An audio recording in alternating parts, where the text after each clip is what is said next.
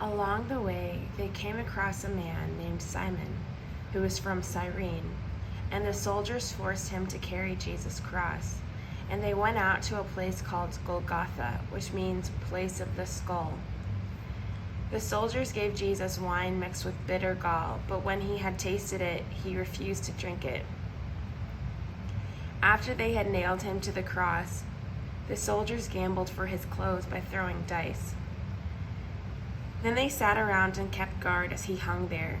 A sign was fastened above Jesus' head, announcing the charge against him. It read, "This is Jesus, the King of the Jews." 2 revolutionaries were crucified with him, one on his right and one on his left.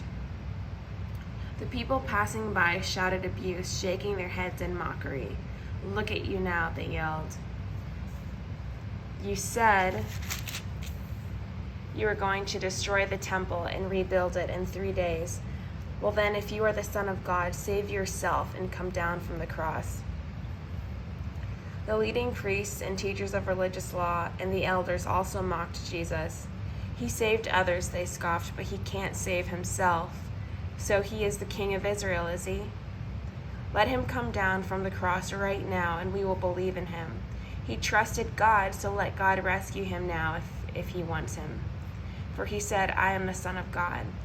Even the revolutionaries who were crucified with him ridiculed him in the same way. At noon, darkness fell across the whole land until 3 o'clock. At about 3 o'clock, Jesus called out with a loud voice, "Eli, Eli, lema sabachthani," which means, my God, why have you abandoned me?" Some of the bystanders misunderstood and thought he was calling for the prophet Elijah. One of them ran and filled a sponge with sour wine, holding it up to him on a reed stick so he could drink. But the rest said, "Wait, let's see whether Elijah comes to save him." Then Jesus shouted out again and released his spirit. At that moment, the curtain in the sanctuary of the temple was torn in two from top to bottom. The earth shook, rocks split apart, and tombs opened. The bodies of many godly men and women who had died were raised from the dead. They left the cemetery after Jesus' resurrection, went into the holy city of Jerusalem, and appeared to many people. The Roman officer and the other soldiers of the crucifixion were terrified by the earthquake and all that had happened. They said, "This man truly was the Son of God."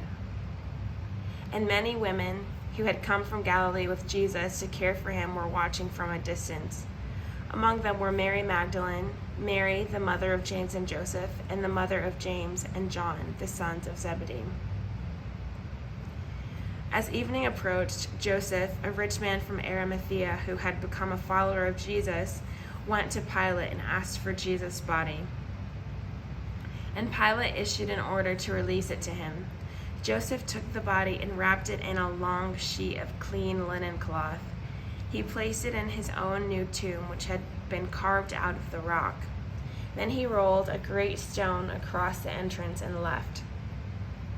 Both Mary Magdalene and the other Mary were sitting across from the tomb and watching. The next day, on the Sabbath, the leading priests and Pharisees went to see Pilate. They told him, "Sir, we remember what that deceiver once said while he was still alive. 'After 3 days I will rise from the dead.' So we request that you seal the tomb until the 3rd day. This will prevent his disciples from coming and stealing his body and then telling everyone he was raised from the dead. If that happens, we'll be worse off than we were at first." Pilate replied, "Take guards and secure it the best you can." So they sealed the tomb and posted guards to protect it.